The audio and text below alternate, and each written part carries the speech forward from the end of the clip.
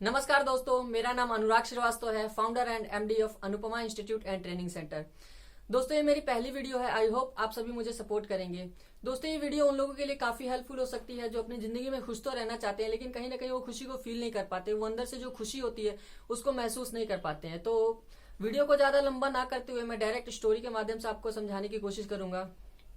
तो स्टोरी कुछ ऐसी है कि एक गांव में एक संजय नाम का लड़का रहता था। वो अपनी जिंदगी में बहुत ही नाखुश सा रहता था, बहुत ही मायूस सा रहता था। जो भी काम करता था उसको उसमें मन नहीं लगता था, पुरानी बातों को सोचता रहता था।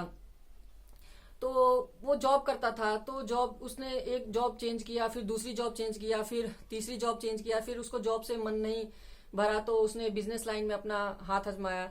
तो बिजनेस लाइन में आया तो बिजनेस में काफी कठिनाइयों का उसको सामना करना पड़ा। फिर उसने सोचा कि बिजनेस मेरे लिए सूटेबल नहीं है। फिर उसने क्या किया, जॉब वापस करना शुरू कर दिया। तो इसी तरीके से जब वो जॉब कर रहा था तो वो अंदर ही अंदर मन में सोच रहा था कि मेरे लिए वो जो कहीं ना कहीं बिजनेस ही काफी अच्छा था। मैं पेशेंस रखता थोड़ा बहुत तो मेरे लिए काफी अच्छा हो सकता था। तो बस इन्हीं सब बातों से काफी नाखुश सा रहता था। तो एक दिन अचानक जॉब पे जा रहा था तो अचानक उसे रास्ते में एक सुना कि कहीं से गुरुजी आए हुए हैं, बहुत दूर से आए हुए हैं। वो गुरुजी ने बहुत से लोगों का दुखों का निवारण किया है, बहुत से लोगों को सोल्यूशन दिया है उनकी लाइफ में, और वो जो बोलते हैं वो सच हो जाता है। तो उसने सोचा कि चलो एक बार गुरुजी से मिल ही लेते हैं, क्या पता मेरे भी प्रॉब्लम का सोल्यूशन दे दे, क्या पता मैं भी खुश रहने लगूं अगर गुरुजी से मिल लूं तो बड़ी उम्मीद लगा करके वो गुरुजी के पास जाता है। तो गुरुजी के पास जाता है तो गुरुजी को प्रणाम करता है। गुरुजी आशीर्वाद देते हैं। तो गुरुजी को बोलता है कि गुरुजी, मैं अपने जीवन में बहुत ही ज्यादा परेशान, बहुत ही ज्यादा नाखुश, कुछ भी करता हूँ समझ नहीं आता है, बहुत मैं परेशान सा रहता हूँ, मुझे कुछ समझ नहीं आता है। मैं पहले जॉब किया, फिर उसके बाद बिजनेस किया, फिर मुझे कुछ समझ नहीं आ रहा है। तो अपनी सारी बातें जब गुरुजी को बताई तो गुरुजी ने उसकी सारी बातें ध्यान से सुनी। सुनने के बाद गुरुजी ने कहा, अच्छा ठीक है, आप ऐसा करो, आप कल आओ मेरे पास, मैं कल आपको उपाय बताता हूँ। तो संजय जो था वो घर को वापस चला गया, और अगले दिन जब गुरुजी के पास वापस गया तो गुरुजी ने उससे कहा कि ठीक है, चलो मैं आपको एक जगह लेकर जाता हूँ। तो संजय बोला कि ठीक है, चलिए गुरुजी, मैं आपके साथ चलने के लिए तैयार हूँ। तो गुरुजी के साथ वो निकल पड़ा यात्रा पे। तो गुरुजी आगे आगे और संजय पीछे पीछे चल रहा था। तो चलते गए, 1 घंटा हो गया, 2 घंटा हो गया, 3 घंटा हो गया।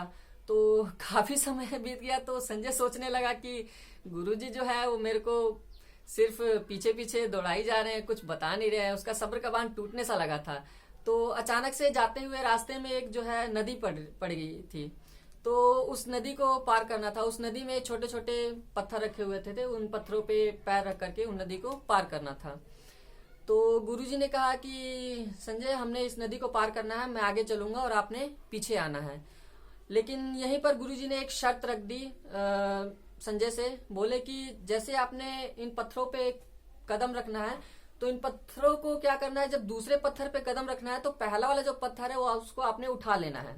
उसी प्रकार जो आपने तीसरे पत्थर पे कदम रखना है तो दूसरे वाले पत्थर को उठा लेना है। इसी तरह से हमने नदी को आपने पार करना है। तो संजय को कुछ समझ नहीं आया। उसने सोचा कि चलो गुरुजी कह रहे हैं, जो भी कह रहे होंगे सही कह रहे होंगे। तो गुरुजी आगे आगे चले गए। उसके बाद संजय जो है पहले पत्थर पे कदम रखा, उसी तरह से दूसरे पत्थर पे कदम रखा तो उसने पहला वाला पत्थर उठा लिया बड़े आराम से।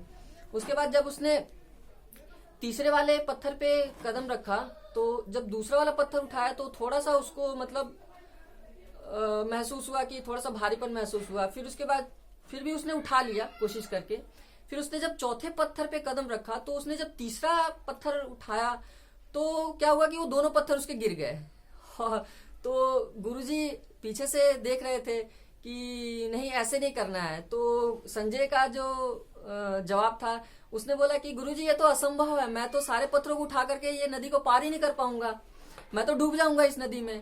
तो गुरुजी यहीं पर उसके जो प्रश्न का जो उत्तर था यहीं पे उन्होंने दिया कि ठीक उसी प्रकार आप जो अपने जीवन में दुखी हो, इसी कारण से दुखी हो कि आपने जो पुरानी समस्याएं हैं उसको उठा करके आप चल रहे हो, जिससे कारण कि आप जो जिंदगी रूपी नदी में डूबे हुए हो, आप आगे नहीं बढ़ पा रहे हो। तो उन समस्याओं को जब तक आप ड्रॉप आउट नहीं करोगे, जब तक आप नीचे नहीं रखोगे, तब तक आप जीवन में आगे नहीं बढ़ पाओगे। तो संजय को इस बात का जवाब मिल गया और संजय बोला कि जी गुरुजी, मुझे जो आप समझाना चाहते थे मैं समझ गया हूँ। तो हमारी लाइफ में भी क्या होता है कि हम वो जो पत्थर होते हैं, हम उन पत्थरों को उठा करके, जो समस्याएं होती हैं उनको उठा करके हम अपने दिमाग में, अपने माइंड में लोड होकर के हम चलते रहते हैं जिंदगी रूपी नदी में। तो हम क्या होता है, आगे नहीं बढ़ पाते और हम अपनी जिंदगी में नाखुश रहते हैं। तो जिस प्रकार उस संजय को गुरुजी ने समझाया, तो ठीक उसी प्रकार हमें भी इस कहानी से यही शिक्षा लेनी चाहिए कि हमें अगर लाइफ में खुश रहना है, हमें अपने लाइफ में आगे बढ़ना है, तो कहीं ना कहीं हम उन पत्थरों को जो उठाया हुआ है, जो हमारी समस्याओं को हमने उठा करके अपने दिमाग में लोड करके रखा हुआ है, हमें उसको ड्रॉप आउट करना पड़ेगा। अगर हम उसको ड्रॉप आउट नहीं कर पाएंगे तो कहीं ना कहीं हम अपनी जिंदगी में आगे नहीं बढ़ पाएंगे। हम उसी जो बहती हुई हमारी जिंदगी की नदी है, हम उसमें डूब जाएंगे। तो आई होप दोस्तों, आपको इस स्टोरी के माध्यम से जो मैं समझाने की कोशिश किया होगा वो आपको समझ में आया होगा। तो दोस्तों, अंतिम में मैं बस एक ही बात कहना चाहूंगा, हमेशा अपने चेहरे पे स्माइल बना के रखिएगा। धन्यवाद।